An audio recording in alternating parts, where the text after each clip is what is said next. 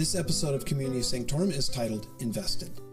And we've just concluded a series on medieval monasticism, and so we're going to return to the narrative of the church during the Middle Ages in Europe. Before we do, let's remember that the story of church history is much bigger than just what happened in Europe. Until recently, church history spent most of its time on the Western church and really only touched places as it related to the Western narrative. We're trying to broaden our horizons here, although it's tough because the source material for the history of the church beyond the Western realm is much slimmer. It isn't that there isn't any, there's quite a bit actually, but it's not presented in a format that commends a layman like me accessing it. It's largely located in special libraries, sealed away behind closed doors, and accessible only to certified and accredited scholars. With that said, back to the church in the European Middle Ages. We have several themes and topics to develop. It's going to take a few episodes for us to do so. The first that we'll look at, because it ends up being a recurring problem, is what's called the Investiture Controversy. Now, this was a theological and political dust-up that came about as a result of the fusion of church and state in feudal Europe. Church officials had both religious and secular roles. Though they weren't part of the official nobility, they did hold positions in the very strict social structure of the feudal system. Serfs didn't just work the lands of the nobility, many of them worked church lands and church holdings. Many bishops and abbots not only oversaw their ecclesiastical duties, they were also secular rulers.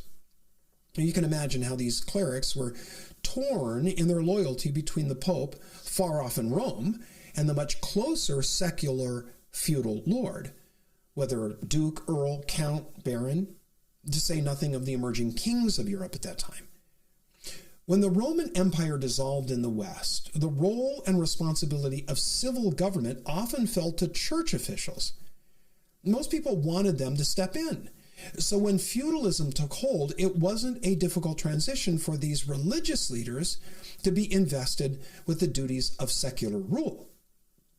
Because bishops, abbots, and other church officials had secular as well as spiritual authority, many of Europe's nobility began to take it upon themselves to appoint those bishops and abbots when vacancies occurred. It's not difficult to see why they would want to. Instead of waiting on Rome to make the selection, local rulers wanted someone running things that were amiable to their aims. Also, with inheritance rules the way they were, with everything going to the firstborn son, a lucrative and influential career as a bishop, well, that was a plum job for all of those second and third sons. So this investing of church offices by secular rulers was called lay investiture because it was done by the laity rather than the ordained clergy. And as you can imagine, it was not something that the popes were very happy about. Though the details are different today, imagine you're a church member for 30 years. One day your pastor says that he's retiring, and you expect your denomination or maybe the elders of your church to pick a new pastor. How surprised would you be to find out that the local mayor just picked your pastor? Oh, and by the way, if you squawk about it, the police will arrest you and toss you in jail till you learn to shut your yap and go along with the new arrangement. Welcome to lay investiture. While Rome was for the most part opposed to lay investiture, because administering the church all over Europe was a monumental task, for centuries the popes begrudgingly consented to allow secular rulers to assist in the appointment of church officials. Some of these appointments were wise, provided good and godly men to lead the church in their domain. Other times, nepotism and crass pragmatism saw at the best inept and at the worst corrupt officials installed. The issue became a controversy when the popes decided to rein things in and required that church officials be appointed by the church itself. Secular rulers were no longer allowed to do so. But just because the Pope said no to lay investiture, it didn't mean that secular rulers stopped. And that's where the dust-up kicked in. It came to a head in 1076 when Pope Gregory VII and the Holy Roman Emperor Henry IV came to a loggerheads over the Archbishop of Milan. Both men proposed different candidates, and both believed that it was within his right to appoint the office. The Pope threatened excommunication if the emperor refused to comply. Henry answered by calling a synod of the German bishops at Worms in 1076. The synod deposed Pope Gregory. Not to be outdone, Gregory excommunicated Henry, and he absolved Henry's subjects from allegiance to him.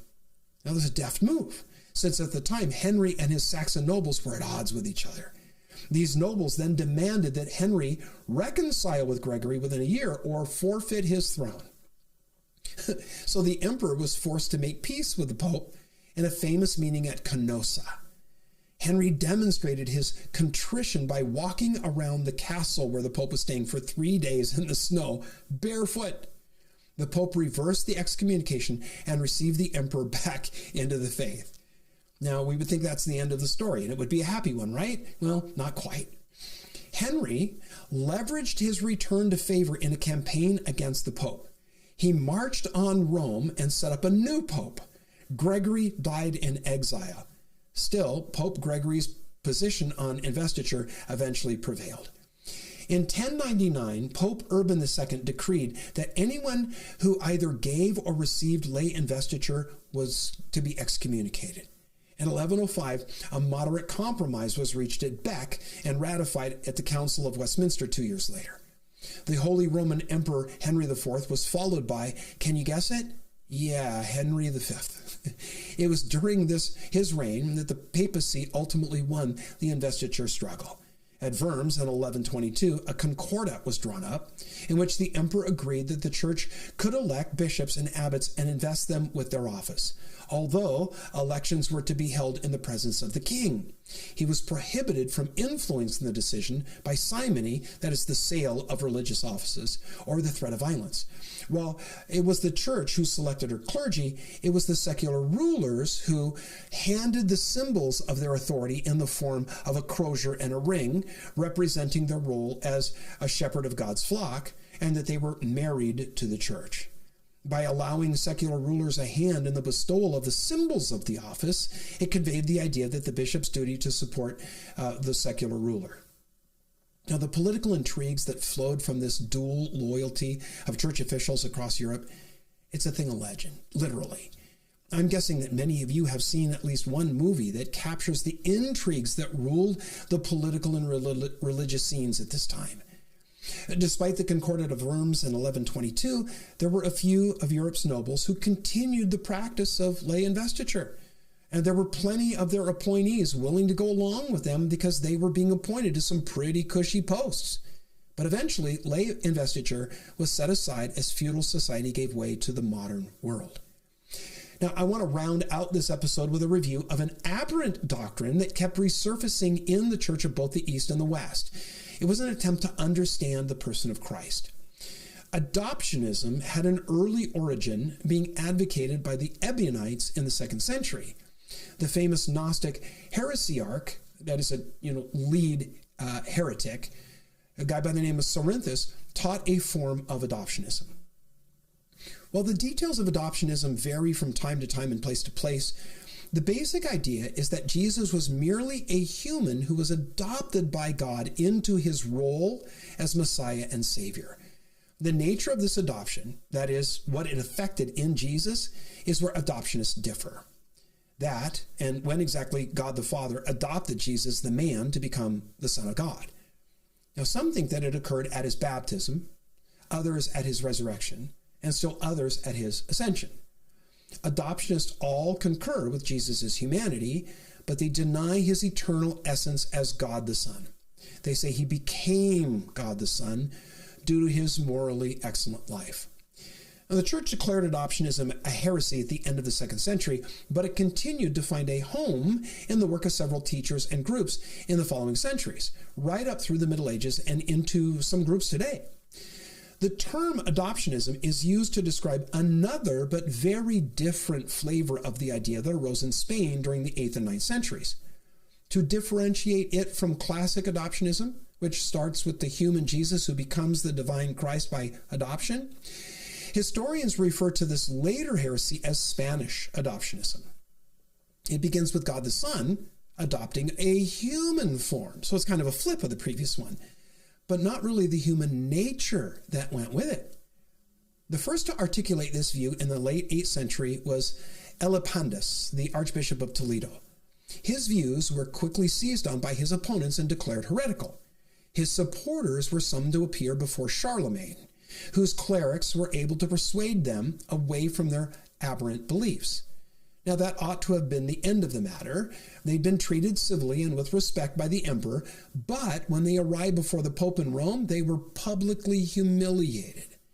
This seems to have only inflamed the adherents back in Spain, who determined to resist Rome's efforts to rein them in. This came at an unfortunate moment, as the church in Spain was at that time dealing with the Moorish Muslims. And while adoptionism can rightly be labeled a heresy, especially its early manifestation, Spanish adoptionism is a trickier wicket.